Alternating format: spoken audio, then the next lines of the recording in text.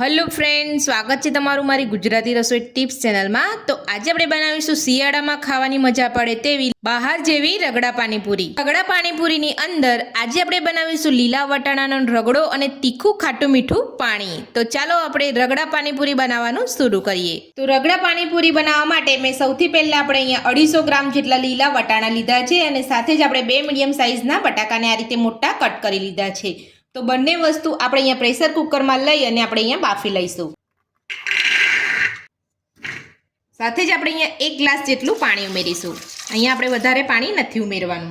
રગડો જાડો જ હોય છે એટલે આપણે અહીંયા થોડું પાણી ઉમેરવાનું છે। જ્યારે આપણે રગડો બનાવીશું તો ત્યારે તમને અહીંયા ઓછું પાણી લાગતું હોય તો તમે અહીંયા ઉમેરી શકો છો। સાથે જ આપણે અહીંયા સ્વાદ પ્રમાણે મીઠું ઉમેરીશું। તો હવે આપણે અહીંયા કુકરનું ઢાંકણ બંધ કરી અને 2 થી 3 વિસલ કરી લઈશું। તો કુકરને આપણે અહીંયા ગેસ ઉપર રાખી લીધું છે। તો લીલા વટાણા અને બટાકા બફાય છે ત્યાં સુધી આપણે અહીંયા ખાટું મીઠું પાણી બનાવી લઈશું। તો હવે આપણે અહીંયા ખાટું મીઠું પાણી બનાવવા માટે ગેસ ઉપર એક વાસણ મૂક્યું છે। એની અંદર આપણે અહીંયા 1.5 ગ્લાસ જેટલું પાણી લઈ લઈશું। તો હવે આપણે પાણીની અંદર 1 વાટકી જેટલો ગોળ ઉમેરીશું। 1 વાટકીથી થોડી ઓછી ખાટી આમલી ઉમેરીશું। બધું જ આપણે અહીંયા ગરમ થવા દઈશું।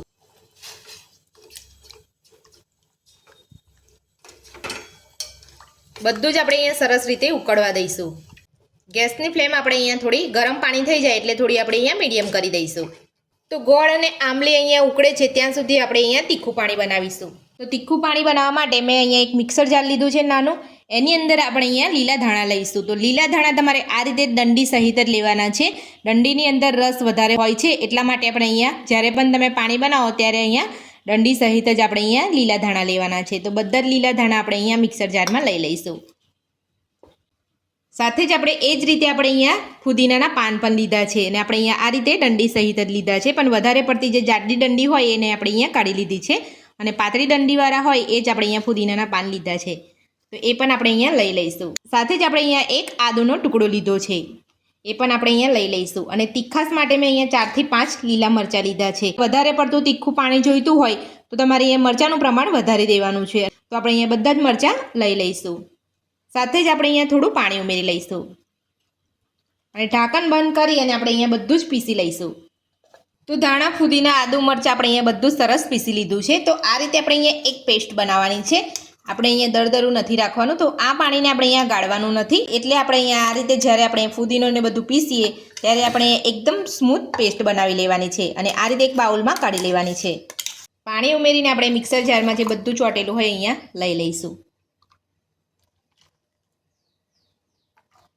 તો હવે આપણે એમાં થોડું પાણી ઉમેરી લઈશું। તો અડધી ગ્લાસ જેટલું મેં અહીંયા પાણી ઉમેરું છું। તમને અહીંયા વધારે પાણી ઉમેરવું હોય તો તમે અહીંયા લઈ શકો છો। તો બીજું પણ મેં અહીંયા થોડું પાણી ઉમેરી લીધું છે।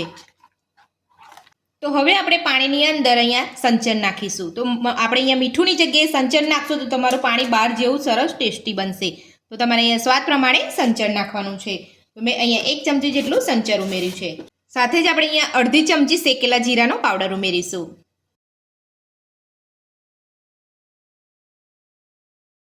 ને 1 લીંબુનો આપણે અહીંયા રસ ઉમેરીશું। તો આ રીતે તીખું અને ખાટું બહાર પાણી મળતું હોય છે। તો તમે પણ ઘરે મારી આ રીતથી બનાવશો તમને પાણીનો ટેસ્ટ એકદમ સરસ બહાર જેવો લાગશે। તો આપણે અહીંયા 3 વસ્તુ આપણે અહીંયા ઉમેરી લીધી છે। તો હવે આપણે અહીંયા બધું જ સરસ મિક્સ કરી લઈશું। તો આ રીતે તમારે મિક્સ કરી અને થોડું પાણીનો ટેસ્ટ કરી લેવાનો છે। તો જો તમને અહીંયા કોઈ મસાલો ઓછો લાગતો હોય તો તમે અહીંયા ઉમેરી શકો છો। તો બધું જ આપણે અહીંયા સરસ મિક્સ કરી લીધું છે। તો હવે આપણે એમાં 2 ચમચી જેટલો પાણીપુરીનો મસાલો ઉમેરીશું। તો પાણીપુરીનો મસાલો તમે કોઈ પણ બ્રાન્ડનો લઈ શકો છો। મસાલો ઉમેરીને આપણે પાણીને આ રીતે હલાવીને સરસ મિક્સ કરી લઈશું। તો રગડા પાણીપુરીનું તીખું પાણી બનીને આપણું અહીંયા તૈયાર છે। તો હવે આપણે તીખું પાણી અહીંયા જે બનાવીને રાખ્યું છે એ આપણે અહીંયા ફ્રીજમાં મૂકી દઈશું। તો ગોળ આંબલીનું પાણી અહીંયા સરસ રીતે ઉકળી ગયું છે અને મેં અહીંયા ગેસ પણ બંધ કરી લીધો છે। તો હવે આપણે અહીંયા ગોળ આંબલીનું પાણીને પણ ગાળી લઈશું। તો ગોળ આંબલીનું પાણી ગાળવા માટે મેં અહીંયા એક ગળણી લીધી છે। ગળણીની અંદર આપણે અહીંયા સરસ રીતે પાણીને ગાળી લઈશું। તો આંબલીનો પલ્પ છે જે આ રીતે અમે અહીંયા દબાવીને આપણે અહીંયા બધો જ પલ્પ કાઢી લેવાનો છે। તો ગળણીની અંદર આપણે આ રીતે અહીંયા દબાવીને કાઢી લઈશું તો બધું જ આપણે અહીંયા સરસ રીતે આંબલીનો પલ્પ નીકળી જશે. તો આપણે અહીંયા આંબલીનો પલ્પને આપણે સરસ રીતે અહીંયા ગાળી લીધો છે. તો હવે હું તમને અહીંયા નીચે પાણી બતાવી દઈશ. તો હવે આપણે અહીંયા બધું જ પાણીને સરસ રીતે મિક્સ કરી લઈશું. તો હવે આપણે તેમાં અડધી ચમચી કાશ્મીરી લાલ મરચું ઉમેરીશું. તો સાથે જ આપણે અહીંયા અડધી ચમચી સંચર પાવડર ઉમેરીશું. 2 ચપટી આપણે અહીંયા શેકેલા જીરાનો પાવડર ઉમેરીશું. બધું જ આપણે અહીંયા મિક્સ કરી લઈશું. તો ખાટું મીઠું પાણી બનીને આપણું અહીંયા તૈયાર છે. તમે જોઈ શકો છો બહાર જેવું જ આપણું અહીંયા પાણી દેખાઈ રહ્યું છે અને સ્વાદ પણ એકદમ સરસ બહાર જેવો જ આવ્યો છે. આપણે અહીંયા તીખા મરચાંનો ઉપયોગ નથી કર્યો, આપણે અહીંયા લાલ મરચાંનો ઉપયોગ કર્યો છે. તો કલર પણ સરસ આવે અને સ્વાદ પણ સરસ લાગે. તો રગડા પાણીપુરીનું ખાટું મીઠું પાણી બનીને આપણું અહીંયા તૈયાર છે. તો હવે આપણે આ પાણીને સાઈડ પર રાખી લઈશું અને આપણે વટાણા અને બટાકા બફાઈ ગયા છે કે નહીં એ આપણે અહીંયા ચેક કરી લઈશું. તો કુકર ઠંડુ પડી ગયું છે. તો હવે આપણે ચેક કરી લઈશું. વટાણા અને બટાકા અહીંયા બફાઈ ગયા છે. તો હવે આપણે એને બંનેને મેશ કરી લઈશું.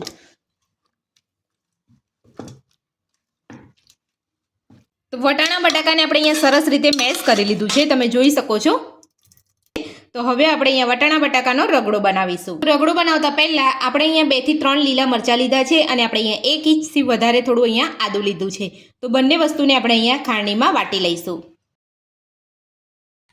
તો આદુ મરચાં આપણે અહીંયા વાટી લીધા છે. તો રગડો બનાવવા માટે આપણે અહીંયા ગેસ ઉપર એક કઢાઈ મૂકી છે. કઢાઈની અંદર આપણે અહીંયા 2 ચમચી તેલ લઈશું. તેલને આપણે અહીંયા ગરમ થવા દઈશું. તો તેલ આપણું અહીંયા ગરમ થઈ ગયું છે. તો હવે આપણે એમાં નાની અડધી ચમચી જીરું ઉમેરીશું. સાથે જ આપણે અહીંયા 2 ચપટી જેટલી હિંગ ઉમેરીશું. અહીંયા મીઠા લીમડાના પાન ઉમેરીશું. તો મીઠા લીમડાના પાન આપણે અહીંયા ઉમેરી લીધા છે અને આપણો વઘાર અહીંયા સરસ થઈ ગયો છે. તો હવે આપણે એમાં આદુ મરચાંની પેસ્ટ ઉમેરીશું. બધું જ આપણે અહીંયા સરસ સાતળી લઈશું.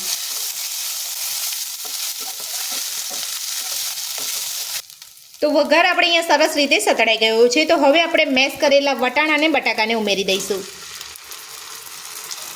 તો કુકરમાં મેં થોડું અહીંયા અડધી ગ્લાસ જેટલું પાણી ઉમેરીને બધું જ અહીંયા ચોટેલું હતું એ બધું જ આપણે અહીંયા મિક્સ કરી અને આપણે અહીંયા રગડામાં લઈ લઈશું.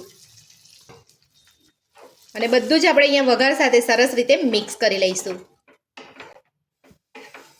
ગેસની ફ્લેમ આપણે અહીંયા સહેજ ફૂલ કરી લઈશું.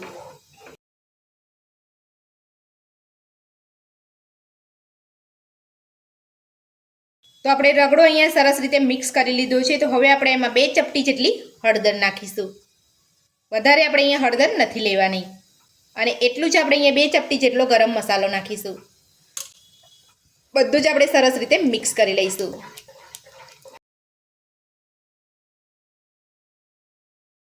તો તમે જોઈ શકો છો રગડો આપણો અહીંયા સરસ રીતે ઉકળી ગયો છે અને આપણે અહીંયા રગડો બનીને તૈયાર છે.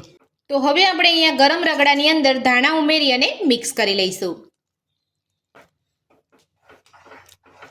ધાણા ઉમેરીને બધું જ આપણે અહીંયા સરસ મિક્સ કરી લીધું છે. તો તમારે એકવાર અહીંયા ટેસ્ટ કરી લેવાનો છે. તો કોઈ પણ મસાલો તમને અહીંયા ઓછો લાગતો હોય તો તમારે અહીંયા ઉમેરી લેવાનો છે. તો હવે આપણે રગડા પાણીપુરીને સર્વ કરી લઈશું.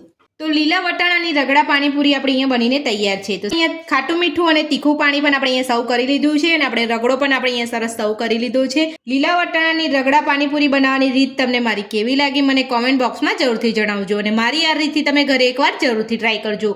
આજની રેસીપી પસંદ આવી હોય તો વિડીયોને લાઇક કરજો, ચેનલને સબસ્ક્રાઇબ કરજો, તમારા મિત્રોને જરૂરથી શેર કરજો. Thank you.